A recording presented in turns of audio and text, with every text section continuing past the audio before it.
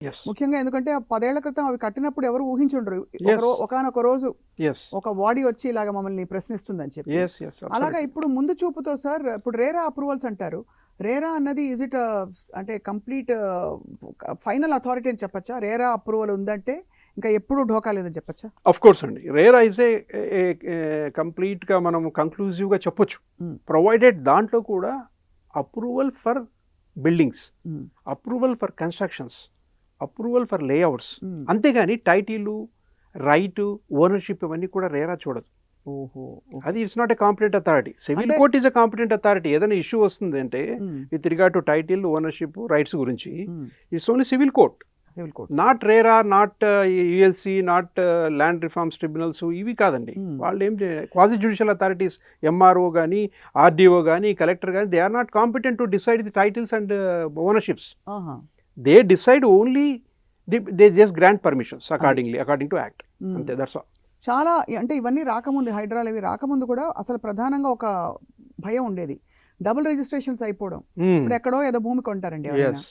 ఆ భూమి కొనుగోలు చేసిన కొన్నేళ్లకి బయట ఎక్కడో వేరే దేశంలో ఉంటారు. వెళ్ళి చూస్తే వేరే వాళ్ళ పేరు మీద ఉండడం. ఇలాంటివి జరుగుతాయని అంత ఈజీయా సార్ అసలు టైటిల్ మార్పిడి చేసేయడం? అంటే ఒకటి ఏమవుతుందంటే అండి, స్థిరాస్తుల్లో రెండు రకాలు. హ్మ్.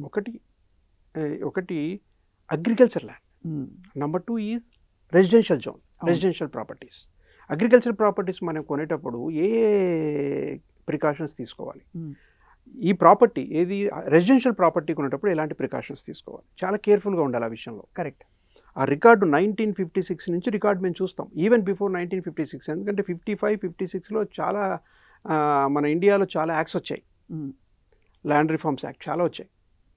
అర్బన్ ల్యాండ్ ఎంక్రోచ్మెంట్స్, తర్వాత ల్యాండ్ సీలింగ్స్, తర్వాత ఇనాందార్ అబాలిషన్ యాక్ట్స్, ఇవన్నీ చాలా అబాలిషన్ యాక్ట్స్ కూడా వచ్చాయి. అవును. అవును. బేసిక్గా అందట్ మనం అగ్రికల్చర్ ల్యాండ్ అసెస్ చేయాలి. అవును. ఎవరు ఓనర్స్, ఎక్కడి నుంచి మనకు ఫ్లో అవుతుంది, ఎట్లా ఫ్లో అవుతుంది, టైటిల్ ఎలా ఫ్లో అవుతుందో చూసుకోవాలి. హ్మ్. రెసిడెన్షియల్కి వచ్చేసరికి కరెక్ట్గా లేఅవుట్ అయిందా లేదా, అప్రూవ్ లేఅవుటా కాదా? అప్రూవ్ లేఅవుట్ అయితే అది వాటర్ బాడీలో ఏమైనా ఉందా, ఎఫ్టీఏలో ఏమైనా ఉందా, లేకపోతే ఏదైనా చెరువుగానే పూడ్చి కట్టారా? హ్మ్. వాళ్ళు పర్మిషన్ ఇచ్చినంత ఇప్పుడు ఏంటంటే అమేజింగ్ ఫ్యాక్టర్ ఏంటంటే అండి, వాళ్ళు పర్మిషన్ ఇచ్చినంత మాత్రాన మనం నమ్మేసి తీసుకోకూడదండి ఇప్పుడు. ఇప్పుడు అసలు తీసుకోవద్దంటారు. ఎందుకంటే కరప్టివ్ ఆఫీసర్స్ ఉంటారు, వాళ్ళు పర్మిషన్స్ ఇచ్చిండొచ్చు అది.